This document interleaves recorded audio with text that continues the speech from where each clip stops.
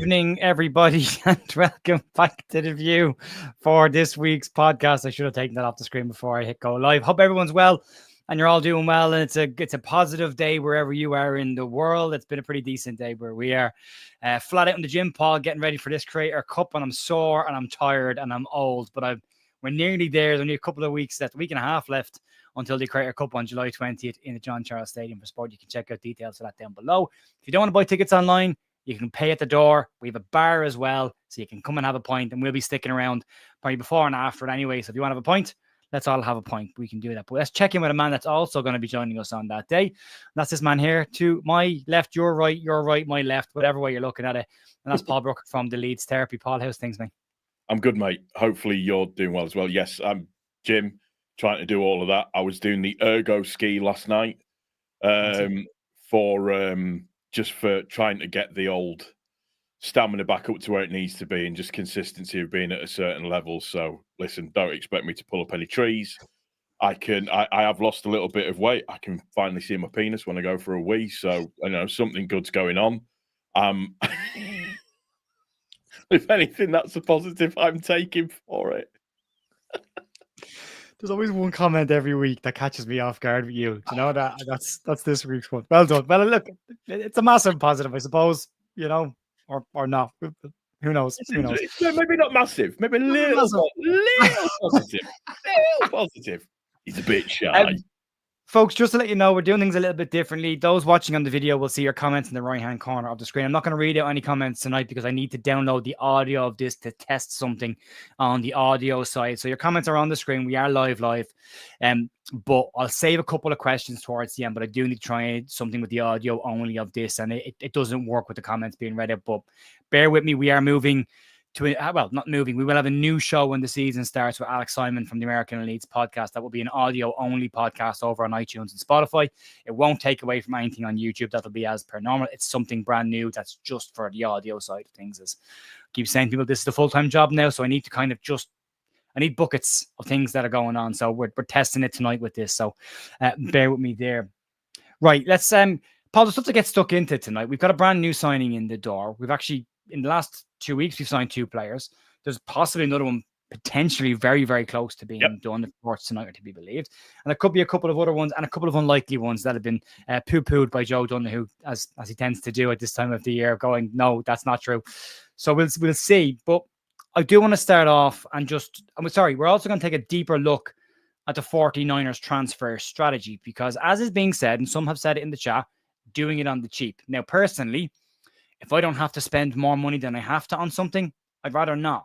I don't believe in wasting good money just for the sake of it. Or if Leeds said they'd bid £30 million on a centre-back and bid 15 and got him, I don't think you bid with yourself again and up that to 30 just to get him because you said you were going to do something. So we'll have a look at that and see if there is good value or if there's a strategy behind what they're doing or if it's genuinely doing it on the cheap. But we'll have a proper look at that and you can make up your mind then when we put the data up on this screen. But Paul, the first thing I suppose to talk about is we do have a brand new signing in the door, and it is Gabby Gudmundsson, as he likes to be known, and that's the man right there. Thoughts on him coming in? Very pretty, isn't he? Swedish, they all are. It's very pretty. I'm really, really pleased. For me, this is kind of again just showing what we are trying to do, which is clearly strengthen the defensive side of things. Champions League experience from Lille. They finished 5th in Ligue 1 last season. Just everything about him is... I just like everything about him. I just think it's very, very, very, very good. I like the fact that we beat off Fenerbahce for him. I like the fact that he came completely out of nowhere. I like the fact that it just everything about him is right. His age, his height, his physicality, his stats, everything that goes with it. It's a real positive for me. I just think it's a fantastic signing for us. Yeah, and it's a guy, as has been said by Bryn Law, whose career is on the up and pretty dramatic rise from where he's come from in Sweden into a couple of years in the French league, and now with some Champions League experience under his belt as well, coming into Leeds. And Also, it's very nice to see him in an old school drill top being brought back, and that's so nice. Do you think that's? I think that's got to be a teaser, hasn't it? It's got to be a teaser, because if it is, I'm buying it. So yeah, we get. I'm not sure we qualify for a trefoil, but we'll see if we get one when the second and third kits come out. But yeah, he also pointed out that he's very similar style to Junior Firpo in terms of he likes to bomb down the left hand side. He's not what you would call a skillful 1v1 player, but he does like to use his pace to beat players. He will push the ball past them and tear down the line, not unlike a Daniel James on the right-hand side as well. So he does offer lots of experience. He can offer good positional sense as well as a standard left back. He can also play as a centre back on the left-hand side as well. He has done that as well. And he can play as a left wing back if Leeds decide to go to a 3 at the back with, say, a Strauch, a Bial and a Joe Rodon. You've got other players in there as well, like Bornau as well. So it's an interesting one. It's a good fee as well. They said it's an undisclosed fee, but it's rumoured to be in and around £10 million. He signed a 4-year deal, and he said that while he was on holiday with his partner in Crete, he saw lots of Leeds fans in Leeds shirts and took it as a sign to come to Leeds, at which Bryn Law said to him, there are a ton of Leeds fans in Sweden and Scandinavia. So, yeah, I think he fits the bill, Paul. 100%. I think everything about him is good. Obviously, as you do, you run to YouTube, don't you, to go and have a look and go and see what's going on and what's cracking on with everything and how he's playing. His tracking back seems good. He seems strong in the tackle. He's very physical, which is exactly what you want. And, you know, as you said, Joe, his rise recently has been very, very meteoric. First choice at Lille last season. So for us to get him that's really, really good news. And it just goes into what we were talking about previously, which in terms of the level or caliber of player that we can actually sign, it starts off at a certain level and then just starts to slowly build as it's moving forwards, and it just shows where we're going to be this season. And like I've been calm about our transfer business so far this season, and that is it's just a nice little addition to the squad. Like I said, I'm really, really pleased with it. I think I said last week, I think Leeds have done a very good job of adding squad depth, the likes of the Nemetchid, the likes of Bornau. I would like to see them start to fill the starting 11. I think you're now looking at the back line pretty much being done now. You've got Schmidt, who can play right and left-sided fullback. Byram, who signed a new deal today. We'll get to that in a second, but he can play right or left back as well. Then you've got Bogle and you've got Gudmundsson on the left. You've then got 2 options per centre-back position as well. So you've got cover across the back 4 if you need it. I still have a sneaky feeling if Leeds have a couple of quid left over towards the end of the window that you might just see another fullback come in. Again, depending on what happens with Schmidt and his agent's comments recently about finding a good solution to game time for him. But we'll see what happens there. But at the moment, that back line seems to be boxed off. We're now going into the midfield areas. And I suppose we should talk about the news that came out last night, Paul, where it was said that Leeds had a 3rd bid put in for Sean Longstaff after the first 2 bids were rejected. And the 3rd bid was 10 million plus £2 million in add-ons. According to Isaac Johnson from the Yorkshire Post tonight, or Leeds Live, he is saying now that Newcastle have accepted that bid, and we believe that Longstaff and Leeds have already agreed personal terms. So Sean Longstaff looks like he will be Leeds' 5th signing of the window inside the first week of pre-season training. Yeah, this, and again, for me, this is a signing that is the Premier League experience that we were actually looking for. His age is absolutely right. His profile's absolutely right. He's that box-to-box kind of midfielder that you want. He's got, like, we've got the experience. He's got just everything about him. I've spoken to a couple of I've got family members that are Newcastle fans, and oddly enough, my boss is a Newcastle fan as well, and they've all said the same thing. He's a really, really good player and very, very, very underrated at Newcastle. Very, very underrated by the fans as well. I think it's going to be, he's another good cog to add into the engine. Just, I'm pleased. I like what I'm seeing. I know it's not sexy. No. I know it's not. Ooh, but it's, for me, it's that what we're trying to do is we're trying to build something that we can then add on to further on down the line. And we can just, like I said, it's that level and caliber of player is just starting to ramp up now. And, you know, if Stat comes in as well, that's nuts. But for me, really, really good signing. Really, really pleased with that if that one comes through. Yeah, 10 million plus 2 in add-ons. He's got 171 Premier League appearances under his belt. If you bring in all competitions, 214. I've seen lots of comments today, people saying underwhelming, and I think Joe Wayman said it very well, and I said it myself today as well. If his second name was De Silva, there wouldn't be a conversation around what he brings to it. This is a man that's played Champions League football, has 2 4th-place finishes in the Premier League under his belt, 2 cup finals under his belt, and scored against Donnarumma for PSG. He's not a massive goal scorer. He doesn't get a ton of assists, but he is the guy that picks the ball up and gets you from A to B. And we need that. We had it with Joe Rothwell last year, and I loved what Joe Rothwell brought to the team. He was also described last year as not being good enough for Leeds and underwhelming. And lo and behold, he had an absolutely cracking season. Leeds need tough workhorse players. He brings an absolute ton of Premier League experience. But for where Leeds need to finish, and this is where the expectation, I think, is getting a bit awry with people. Leeds are looking at surviving in the Premier League. That's it. That's the height of the expectation. If Leeds were looking to get into the top 3 or 4, is Sean Longstaff the kind of caliber player you probably want in there? No, because Newcastle moved on from that when they got to that stage as well. But for where we are, he is absolutely an upgrade on what we're bringing in. Now, interestingly enough, Isaac Johnson also said Leeds have not ruled out the possibility of bringing in another midfielder along with Sean Longstaff. Longstaff ticks the box-to-box player, the number 8 that we need. But Leeds did want an upgrade on the number 6 position as well, a defensive-minded midfielder. We have Ampadu in there, and we have Tanaka, both of whom can defend, but wouldn't be described as out-and-out defensive midfielders. And that brings us to the man lingering just behind Sean Longstaff's shoulder, and that's Anton Stack. And there's been a bit of confusion around who he is and what he does. Anton Stack is not a box-to-box midfielder. He's not a box-to-box 8. He is an absolute outstanding defensive destroyer. He is in the top 1% of clearances or interceptions in European football last year. He is your CDM. So if they can get him in as well, although it has again been said, this one will be tricky. But according to Florian Plettenberg last night in Sky Germany, Leeds have made contact with Hoffenheim to try and get a deal done for him. But there is a ton of competition for Stack, and it will be a tough deal for Leeds to get done. But should they get him done, Paul, that's a big upgrade in that middle of the park. I think Ilya Grooves has a question mark over his future then, or what happens with him.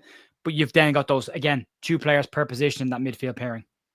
No, I agree. And, you touched on it.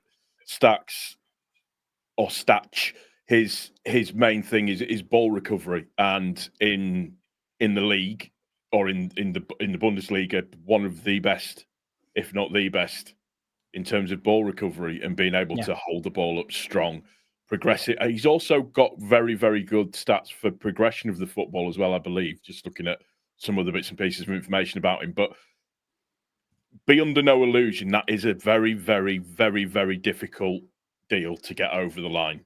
This is the next level up in terms of caliber of player to bring in. And if we can get that one through the door as well, like I said, that's a big statement signing for me. That boring again. It's not sexy. It's not flair. It's not maracas and dancing around. But for me, it's a big deal when you look at the project as a whole for this season. Good. We had sexy last time we were in the Premier League, Paul, and we got relegated with it. We had Mark Rocca, who people waxed lyrical about when he came into Leeds United and ended up being a very damn squib. We had Tyler Adams, who spent most of the season on the bench, injured. And then we've got Luis Sinistera, who is still absolutely broken 3 years after he was brought into England in the first place. So going after the sexy names isn't what Leeds need. And if you, again, the Rangers manager now, I keep forgetting his name, Southampton manager before last year. Russell Martin. He said when he was asked any regrets about what you did in the Premier League, didn't sign enough physical players. And Leeds are trying to box that off. Nice and easy. But Paul, we've been talking a lot about this in the last couple of weeks. We know Leeds are looking at 26-year-olds, and we know they're looking at giants. But there is something else that we've noticed that Leeds appear to be looking at. And this is where we get into the strategy of, is it on the cheap? Or are they getting good value for money? But before we get to that, there's 665 watching live. If you could just press the like button, that would be brilliant. That helps the video get out to more people and helps the channel to grow, and been growing pretty quickly over the last couple of weeks again. So really appreciate that. If you can do that for us, that would be nice. This is the strategy. This is the last two windows. That's Parag Marate. That's an empty slide. Let's go backwards. I think we skipped a few there. Here we go. Nope, wrong way. I mean, technology, it's great fun. I just froze me. There we go. Got it back. There we go. Woo. Now I have to hide the comments on screen just for a second while we look at this. So if you look at the 24-25 season, Joe Rodon came into Leeds, £10 million, 6'4", 26, 1 year left on his contract. Jayden Bogle, 5 million, 23, 5'10", 1 year left on his contract. Larry Ramazani, 7.7 million, 23. Debatable in this one, 5'7". Paul's not buying it, but we'll say 5'7", 1 year left on his contract. Out Tanaka, 4 million, 25, 5'10". So not far off 6 foot, 2 inches off 6 foot. 1 year left on his contract. Isaac Schmidt, 3 million, 24, 5'11", 2 years left on his contract. Then you get to this year. Yakubial, 15 million, 26, 6'2", 2 years. And we paid 15 million for him. That's the outlier, paying slightly more. Sebastian Barnell, 5.1, 26, 6'3", 1 year left. Nemecha, 26, 6'1", no years. Gudmundsson, 10 million, 26, 6 foot, 1 year left. And if you look at the next two, Stack's the tough one to get done. He has 2 years left on his deal. Longstaff, 1 year left on his deal, 6'2". So when you start talking about doing it on the cheap, Leeds are targeting players that they want who have a single year left on their contract, which means those teams need to get a fee and they can't dictate a big one or they lose them for nothing in 6 months' time when they can negotiate with an English club. And that's a huge factor. They appear to be deliberately targeting teams and players that they can get a discounted price in. And that for me means it's not doing it on the cheap. It's very smart business to try and find those players and get them at a discounted fee. The ones that are 2 years outside of Schmidt are the ones that they've had to pay a little bit more. And that's Yakubial, and it might be the case with Anton Stack, because those two players, this is the last year that those teams can dictate a large fee for those players before next year they have to try and take something or risk losing them on a free. Would you agree with that, Paul, or are there any cracks in this that you're seeing? No, I agree. I think it's a very sensible strategy when you look at it. I mean, what you've got Gudmundsson, you've got Longstaff, 10 million. They've £10. I stuck in there, but yeah, you know what I mean. I wasn't going to say anything, Joe, but someone else did. So yeah, that's fine. It's all right. You've got £5 10p for Sebastian Ball now. So I really like that. So yeah, I agree. I don't think we're doing it on the cheap. What I think we're doing is we are trying to find players that fit in with a certain protocol that we have, or a certain, almost like a checkbox, if you like, that we've got. Age, height, how much time left on their contract, for argument's sake, would be the three that you would say that they're looking at in terms of being able to get the best fee possible. And then from that, we seem to be getting decent players in, which then leaves us a little bit more coin for as we move forwards throughout the transfer window. So the sexier players, which are going to take a little bit longer to get through the door and a little bit longer to get those finished, there's the money there available to be able to do that. That's just how I feel about it. I think what they're trying to do is box off the, what's the right word for it? Workmanlike isn't the right sort of thing. The bulk of what we need to be able to compete in the Premier League, and then have the money left over to sprinkle the fairy dust on top at the end. Yeah. I think that day is going to come where Leeds are going to have to spend over the odds on certain players. But it should also be pointed out with this as well. Again, people are saying they're doing it on the cheap. The next time you're buying a television and it's priced at £1,200, give them £2,500. Just, why take it at a discount? Why not pay them what you think it's worth? So give them that kind of money. That's the point that I'm making with this is we don't know if, and people are also complaining about the level of player we're bringing in, but we don't know how any of these players are going to do till they kick a ball. Yeah. And that's going to take 5 or 6 weeks of games before we even see that. So I would give them the chance and give them the opportunity to actually go and play football first before we start deciding that they're not good enough. And, Habib Diarra, who nobody heard of a month ago, was the best player in the world, and Noah Siddiqui, who no one had heard of ever, was the second best footballer in the world, and now we're the worst team. And we do like to dig our own out, and I don't understand the reasons for that. But I think Leeds will need bigger money for a goalkeeper. which is a vitally important position. It is the priority position for me, is to get a goalkeeper that we don't have to talk about this year. A number 10 that's creative is not going to be cheap. And a number 9 to score goals is not going to be cheap. Right now, Rodrigo Muniz at close to 50 million is miles outside of our bracket. However, if we can save money along the way on these deals, maybe then 50 million is sitting there and you can go and get that deal done. The other side to this as well is if you look at Gabriel, 15 million, that's spread over 5 years. If you look at Gudmundsson, 10 million, that's spread over 4 years, 2.5 million a year, which again means there's more money in the pot to go big if we need to go big. And again, we've been through the crap times at Leeds. We've been through the bankruptcy. We've been through the administration. And I never want to see Leeds spend over the odds again for players. And they said that we wouldn't be doing what the last ownership did when they got into the Premier League of overpaying and giving players too much money on wages. It was going to be done with a sensible approach, but they still need to keep the club in the Premier League. And looking at what they're building right now, I think they're doing the right things. But again, proof of the pudding will be in the eating, and that'll be when we get to playing some football, Paul. Yeah, I know. I agree. I think that what we're doing is solid. What the 49ers are bringing to the table in terms of negotiation and bringing players in looks very, very sensible. Looks like it's the ingredients is there. We just need to see what kind of cake is going to be made from it. And listen, we're good. Oh, sorry. Why am I coming up with absolutely horrific synonyms? That's just terrible. Terrible. I'm trying to think of like sensible things to say, but then just rubbish comes out of my mouth. But anyways, they're not mugs either in terms of the way that they're going to do business. If it's not right for us as a football club, or it's not right for the 49ers as a however you want to see it, they'll just walk away from it. We aren't going to be bullied anymore. There's going to be no silly relegation clauses. And yes, we know everybody has relegation clauses, but the relegation clauses are going to be on our terms. In terms of, if we do go down, then you can leave, but it's going to be for what we want it to be, not for a cut price fee. There's going to be no sort of ridiculous bonuses or in terms of it's going to be done sensibly. And they are, in terms of an investment firm, they're very, very successful at what they do. Yeah. And let's not forget that they're under the watchful eye of their own investors who want to make money. The only way that we do that is by becoming a successful Premiership team. So you've got to walk before you can run. And that's what people just need to get their head around a little bit. Yeah, we need to build a squad, not a team. Yes. And that takes time. We need to upgrade all the players. And I think we're doing that. And if I like Ilya Groove, but if Stack comes in and Gruev moves out and there's a few quid comes in that direction as well, then you've upgraded that central defensive midfield position. You still manage to keep Tanaka.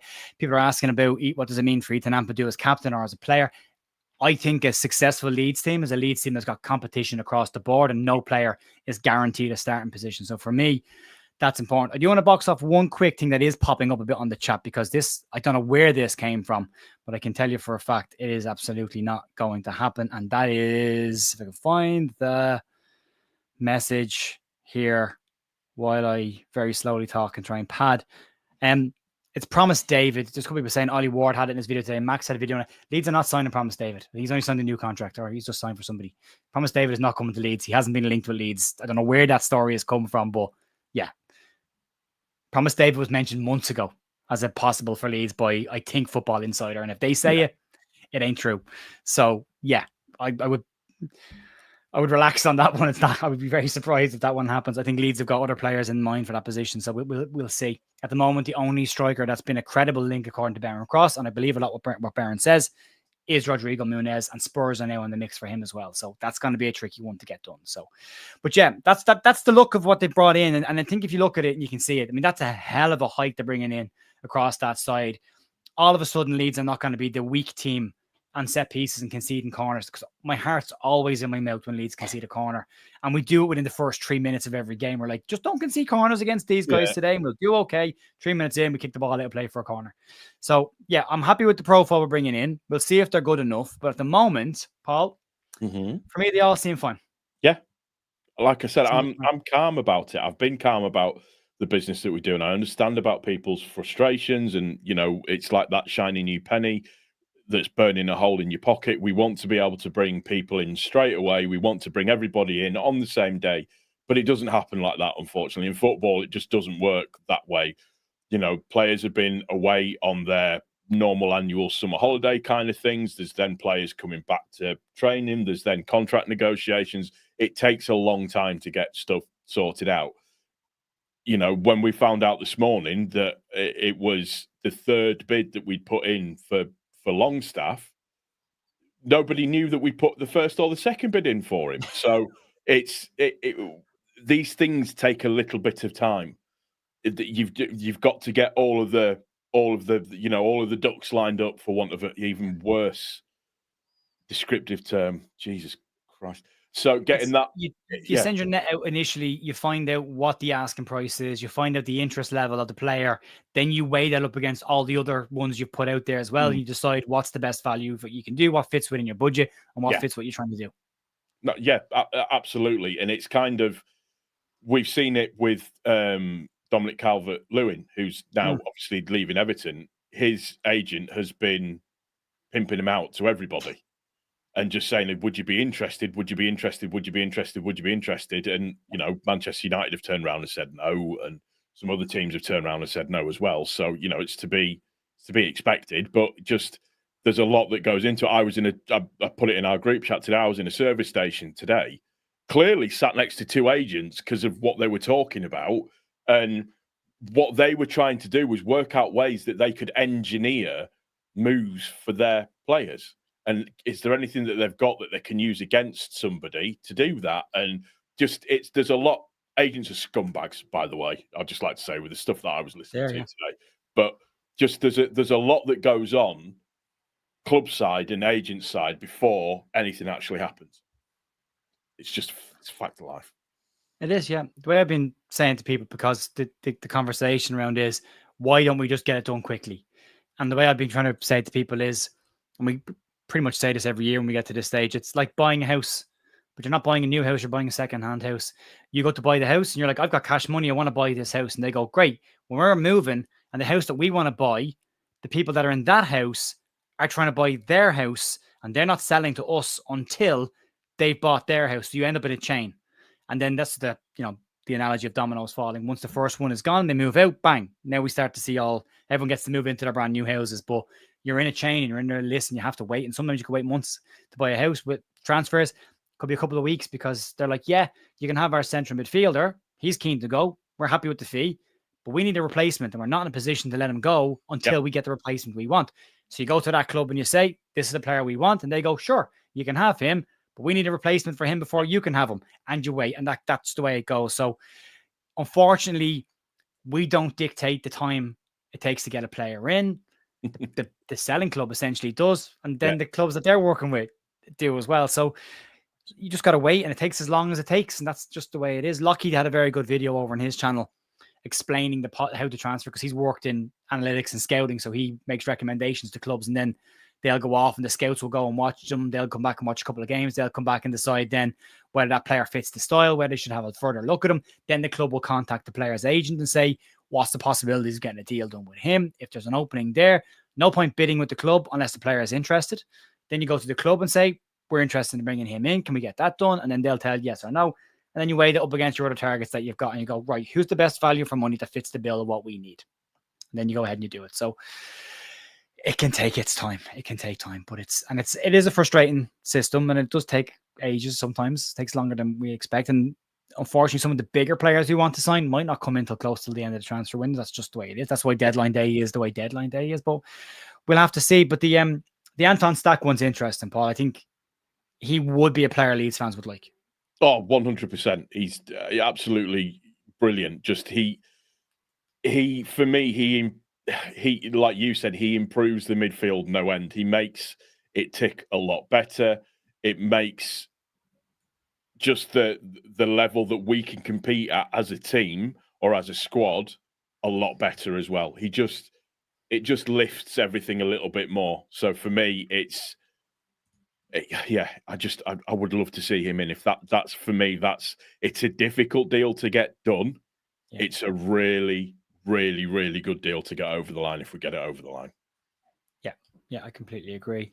Let's go on top of the goalkeeper. It's been asked there. Any news on the Milinkovic-Savic? So, as of last night, the latest was that the talks had advanced.